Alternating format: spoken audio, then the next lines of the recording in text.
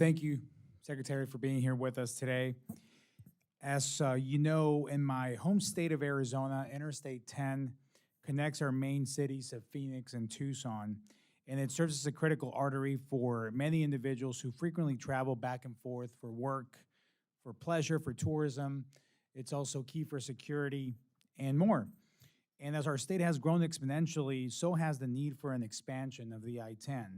This interstate serves as a major corridor for our state and our region, facilitating international trade and commerce as well. But it's become a dangerous portion of the highway with only two lanes in each direction, and creating a bottleneck. So every time I go home, I hear from my constituents about their growing frustrations with the worsening traffic on the highway and the dozens of accidents occurring due to a lack of proper infrastructure.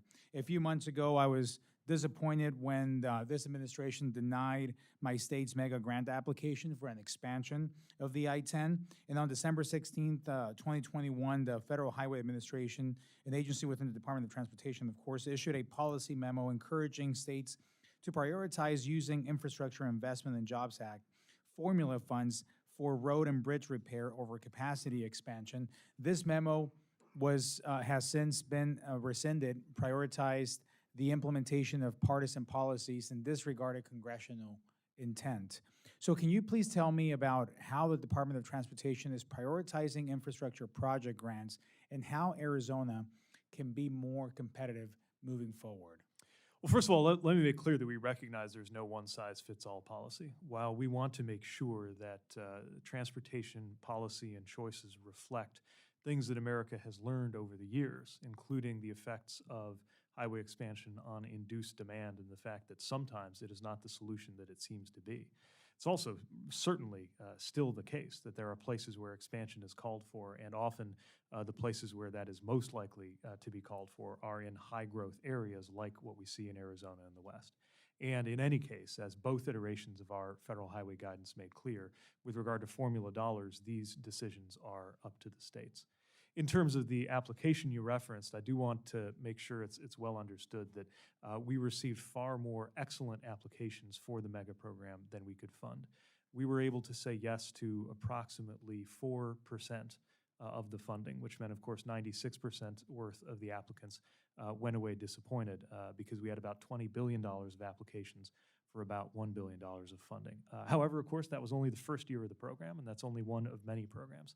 And so you have my commitment that if we haven't already, our team will get together with the project sponsors for that I-10 application and make sure that they know everything that would be useful to them in making their application as strong and competitive as possible, both for future rounds of MEGA and potentially other programs that it might qualify for. I do have one more question, but before that, I want to just say that looking at the fiscal year 23 grants, it seems that most of the projects that you're referring to that receive the mega grants incorporate bicycle, pedestrian, or transit infrastructure. So I just want to ensure that DOT isn't letting a political agenda prevent states like mine from receiving much-needed grants. So to my question, according to your budget, DOT expects to pay about $70 million for rent and utilities in fiscal year 2024, in addition to expenses for maintenance and repairs of its headquarters. Given your current telework policy and the 20% office vacancy rate in DC, I have concerns that this world-class space is not being utilized by 5,000 DOT headquarters staff. What is your headquarters building current capacity rate, and how does that compare to what it was before the pandemic?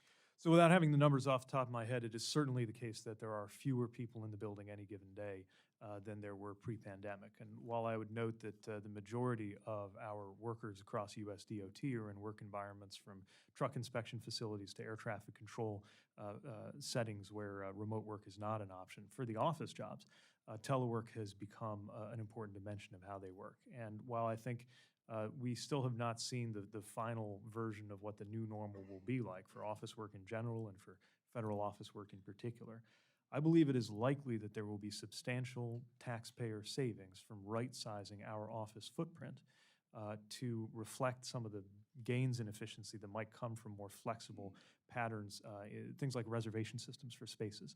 And there's a modest but meaningful part of our budget request, about $6 million for things like procuring a system to manage that and digitally mapping our spaces so that if we're not just going back to the way things were in 2019, we're seeing taxpayer savings along the way from more efficient use of the space we do have. Well, thank you. I have more on this, but I'll save it for round two. I don't want to get in trouble with the chairman. I'm already sitting in the unique spot down here. I don't want to get into more trouble. Mr. Chair, I yield back. We can find more unique spots if we need to. But, I'm okay with this one. I'm gentleman's happy. Very wise. Happy to very be wise. here.